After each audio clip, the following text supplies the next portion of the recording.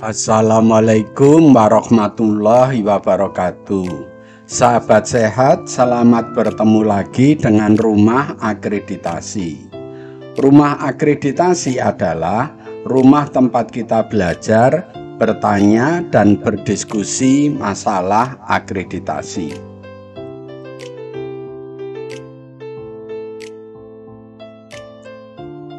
Kali ini kita akan memberikan tutorial tentang rekonsiliasi obat ya.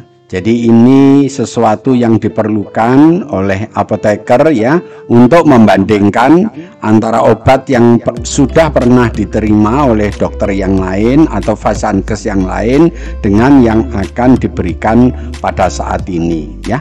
Tutorial ini akan dipandu oleh Dr. Yanto, Surveyor FKTP.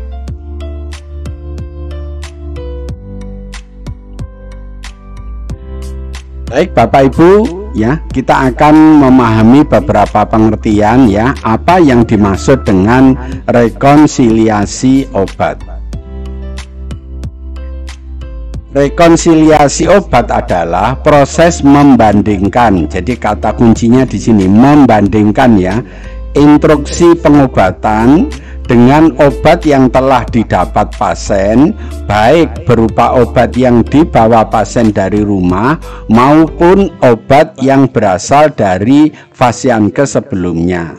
Jadi ini yang dimaksud dengan rekonsiliasi obat. Jadi rekonsiliasi obat itu membandingkan ya, jika pasien itu ya sebelum diberikan instruksi pengobatan itu pernah mendapatkan obat ya, baik obat itu yang dibawa dari rumah maupun yang berasal dari vaskes sebelumnya. Nah, obat-obat itu perlu dibandingkan apakah obat-obat yang dahulu itu masih bisa digunakan atau tidak ya. Oleh karena itu rekonsiliasi merupakan sesuatu yang sangat penting. Jadi dengan penjelasan ini Bapak Ibu bisa paham apa yang dimaksud dengan rekonsiliasi obat.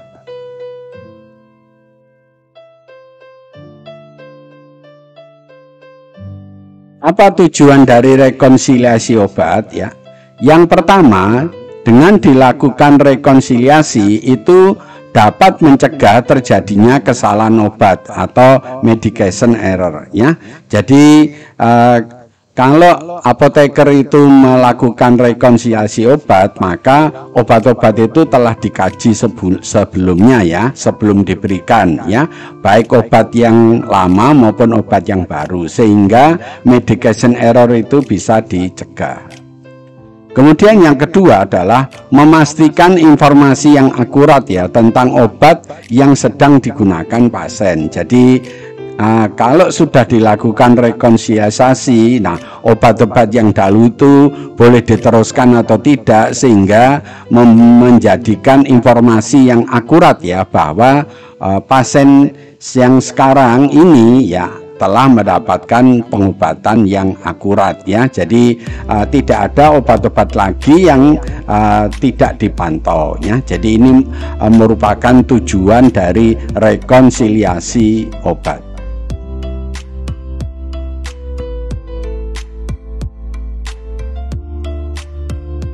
Bagaimana proses melakukan rekonsiliasi obat ya? Yang pertama itu pengumpulan data ya. Data apa ya? Data tentang obat ya. Nanti lebih detailnya akan kita pelajari pada slide berikutnya ya. Setelah dilakukan pengumpulan data, kemudian dilakukan komparasi ya, membandingkan antara obat yang mau diberikan saat ini dengan obat-obat yang pernah didapatkan sebelumnya ya. Proses itu disebut membandingkan atau komparasi ya. Setelah dilakukan komparasi, langkah berikutnya adalah konfirmasi. Jadi konfirmasi ini ya memastikan ya, baik pada pasien ya, pada keluarganya atau pada petugas yang lain tentang kebenaran dari informasi obat yang telah diberikan ya.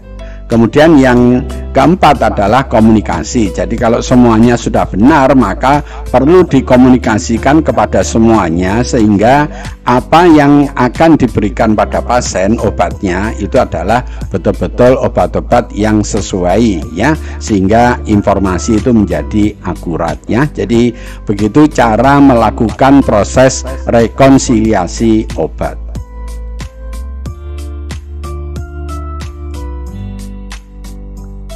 Baik, sekarang yang kita pelajari dulu yang pertama adalah langkah pengumpulan data ya. Jadi ini merupakan langkah pertama dalam melakukan rekonsiliasi obat. Jadi data apa yang perlu dikumpulkan ya?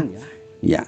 Yang pertama adalah mencatat data dan memverifikasi obat yang sedang dan akan digunakan pasien. Jadi yang perlu dicatat ini adalah data tentang obat ya. Ya. Jadi ini mengenai apa aja? Jadi mengenai nama obatnya ya, kemudian dosisnya berapa ya, frekuensi minumnya berapa kali, kemudian rutenya lewat mana ya, per olar atau bagaimana ya, atau per vaginal ya, semuanya perlu dipastikan rutenya. Kemudian apakah pasien itu mempunyai riwayat alergi ya, serta efek samping ya yang pernah terjadi pada saat minum obat. Jadi data-data ini perlu dicatat ya, dan perlu diverifikasi bahwa semuanya yang dicatat ini adalah benar.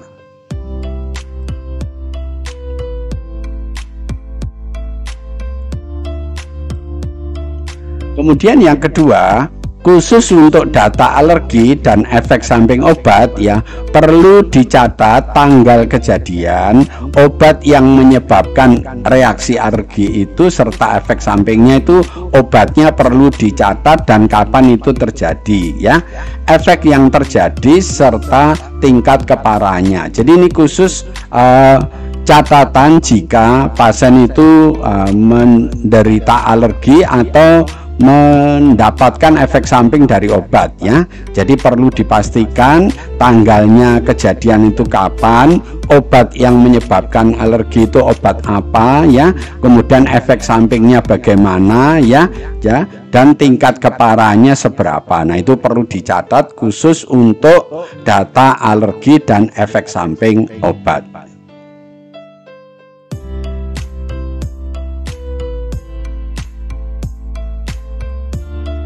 Kemudian yang tiga ya, data riwayat penggunaan obat ya, itu bisa didapat dari pasien, bisa juga dari keluarga pasien, atau bisa dari daftar obat pasien ya, obat yang ada pada pasien atau yang tercatat pada rekam medik. Jadi dalam mengumpulkan data ya, data riwayat penggunaan obat itu bisa dicari baik dari dikonfirmasi pada pasien, bisa pada keluarga pasien ya, ditanyakan pada keluarga pasien, atau melihat daftar obat pasien ya, atau melihat ke daftar rekam medik ya, karena di rekam medik semua obat itu biasanya dicatat. Jadi itu bisa dicatat ya, obat-obat yang pernah diminum oleh pasien.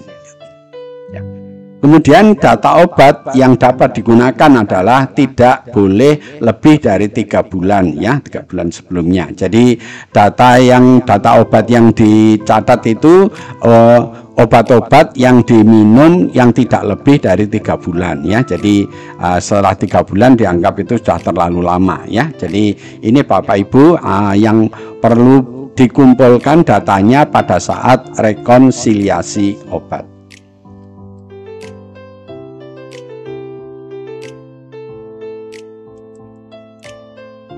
Berikutnya, semua obat yang digunakan oleh pasien baik dari resep maupun obat yang bebas ya, termasuk herbal, harus dilakukan proses rekonsiliasi. Jadi dalam hal ini yang dilakukan rekonsiliasi ini semua obat ya, baik obat yang dibeli dengan resep maupun obat yang lainnya termasuk obat herbal ya, itu juga perlu dilakukan proses rekonsiliasi ya.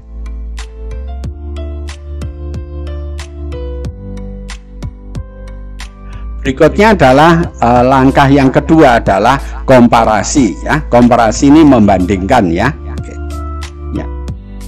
Dalam komparasi ya, petugas kesehatan ya membandingkan data obat yang pernah ya, sedang dan akan digunakan. Jadi dalam hal ini ya, petugas kesehatan ya pada umumnya adalah apoteker ya, harus membandingkan obat-obat yang pernah diminum, yang sedang diminum atau yang akan diminum ya. Jadi pada pasien itu perlu dibandingkan obat-obatnya ya, yang pernah diminum, sedang diminum atau akan diminum. Semuanya itu perlu dibandingkan ya. Kemudian jika ada diskrepansi atau ketidakcocokan ya, itu bila mana ditemukan ketidakcocokan atau perbedaan antara data-data tersebut ya. Jadi ketidakcocokan atau diskrepansi ya, itu terjadi bila ditemukan ketidakcocokan atau perbedaan di antara data-data yang didapat ya.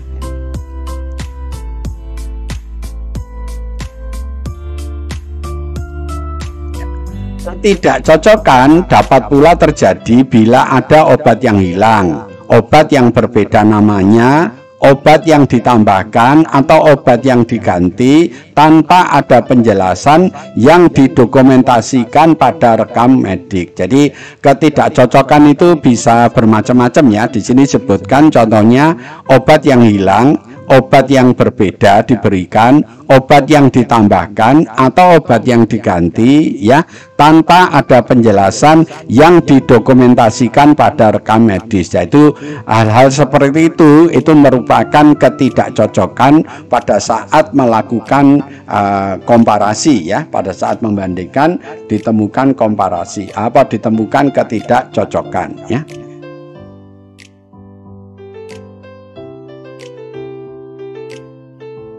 Ketidakcocokan ini dapat bersifat disengaja oleh dokternya ya pada saat penulisan resep, maupun bersifat tidak disengaja di mana dokter tidak tahu adanya perbedaan pada saat menuliskan resep. Jadi ini perlu dipastikan. Jadi kalau ada ketidaksamaan atau ketidakcocokan, maka perlu dipastikan ya pada dokternya bahwa ketidakcocokan ini disengaja atau tidak disengaja. Ini soalnya nanti penting Pak ya, agar ketidakcocokan itu nanti segera clear ya.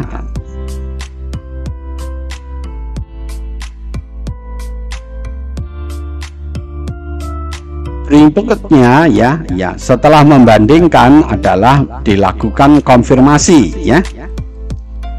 Melakukan konfirmasi ini dilakukan kepada dokter jika menemukan ketidaksesuaian dokumentasi. Jadi kalau kita menemukan ketidakcocokan ya dalam melakukan komparasi atau membandingkan, maka perlu dikonfirmasi ya.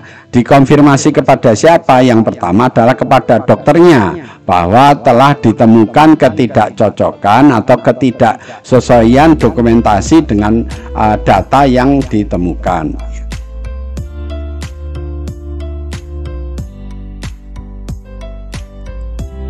Yang kedua, jika ada ketidaksesuaian, maka dokternya harus dihubungi ya kurang dari 24 jam. Jadi jika pada saat proses rekonsiliasi terjadi ketidaksesuaian atau ketidakcocokan, maka dokter yang menangani pasien itu harus dihubungi kurang dari 24 jam. Artinya dokter yang menangani pasien itu harus tahu jika ada ketidakcocokan ya, atau ada ketidaksesuaian, sehingga dokternya itu nanti harus tahu dan harus bertindak apa setelah mendapatkan informasi itu ya. Hal-hal lain yang harus dilakukan oleh apoteker adalah menentukan bahwa perbedaan tersebut itu disengaja atau tidak disengaja oleh dokternya. Jadi ini sesuatu yang perlu. Jadi nanti setelah dikonfirmasi ternyata ketidakcocokan ini memang disengaja oleh dokternya, ya berarti sesuatu itu menjadi clear. Atau tidak disengaja lah. Kalau tidak disengaja berarti dokternya bisa mengambil alih dari ketidakcocokan itu, ya artinya menindaklanjuti dari ketidakcocokan itu. Nah, makanya konfirmasi ini diperlukan, ya. Dokter yang menangani pasien itu harus segera dihubungi kurang dari 24 jam jika ditemukan ketidakcocokan.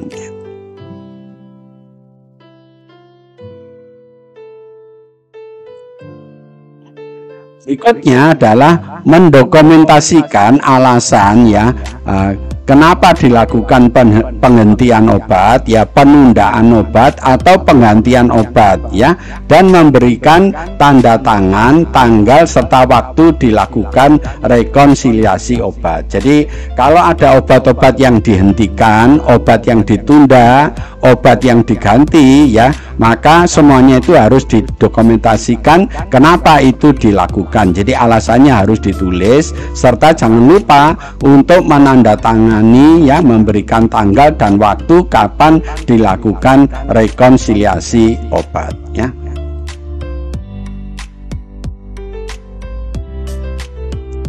Berikutnya yang terakhir adalah melakukan komunikasi, ya. Jadi melakukan komunikasi ini dilakukan komunikasi dengan pasien atau keluarga pasien atau perawat yang mengenai perubahan terapi, ya, yang terjadi. Jadi kalau ada sesuatu yang terjadi perubahan, ya, maka perlu dilakukan komunikasi baik pada pasiennya, keluarga pasiennya maupun pada perawat, ya, yang menangani pasien itu, ya. Apoteker bertanggung jawab terhadap informasi obat yang diberikan, ya. Jadi dalam hal ini, ya, apotekernya ini yang akan melakukan komunikasi, ya, baik kepada pasien, kepada keluarga maupun kepada perawat yang akan memberikan pengobatannya, ya.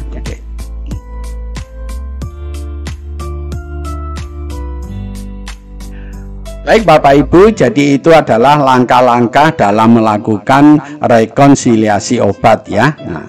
Nah, bagaimana caranya mendokumentasikan? Berarti Bapak Ibu perlu mengetahui formatnya, ya. Makanya sekarang kita pahami bagaimana cara membuat format rekonsiliasi obat, ya. Jadi di paling atas judulnya Bapak Ibu bisa membuat seperti ini, ya, misalnya di sini misalnya logo Fasankesnya, ini nama Fasankesnya, kemudian ini diberi judul rekonsiliasi obat, ya. Kemudian nomor rekam medisnya berapa bisa ditulis ini, nama pasiennya siapa, tanggal lahirnya kapan, ruangannya berapa, tanggal berapa, dan petugas yang melakukan rekonsiliasi siapa ditulis ini. Ini adalah contoh, ya, untuk membuat format tentang rekonsiliasi obat, ya. Bapak Ibu bisa meniru ini atau membuat yang lain juga bisa, ya. Kemudian di bawahnya itu ditulis hasil-hasil tentang rekonsiliasi obat.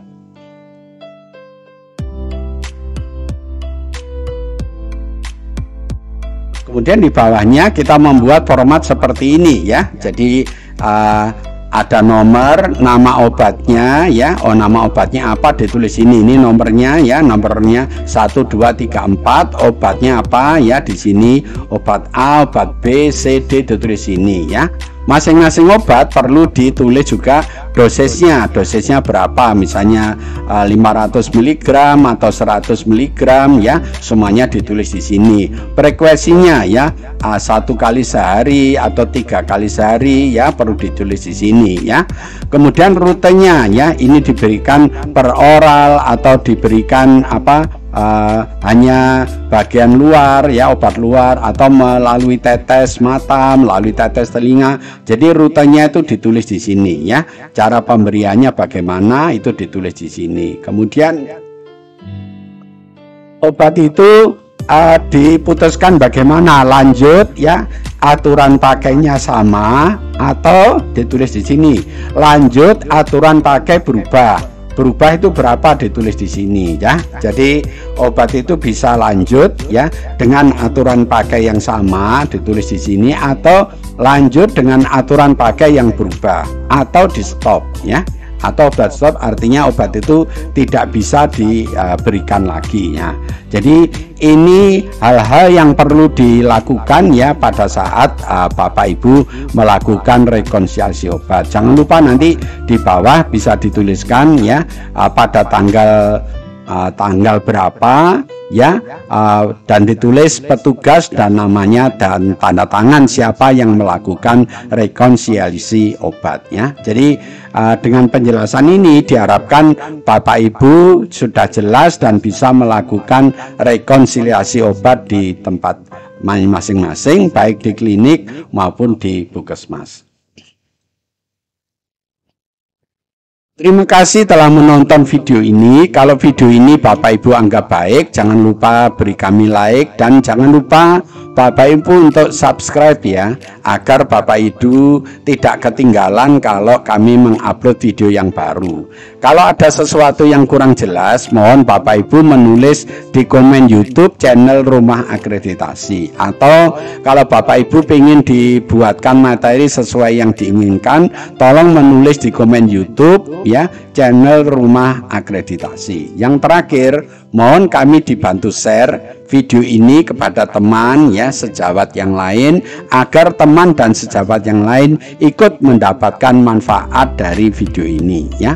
Lebih kurangnya saya mohon maaf. Mari kita tutup ya tutorial kali ini dengan membaca hamdalah. Alhamdulillahirabbil alamin. Wassalamualaikum warahmatullahi wabarakatuh.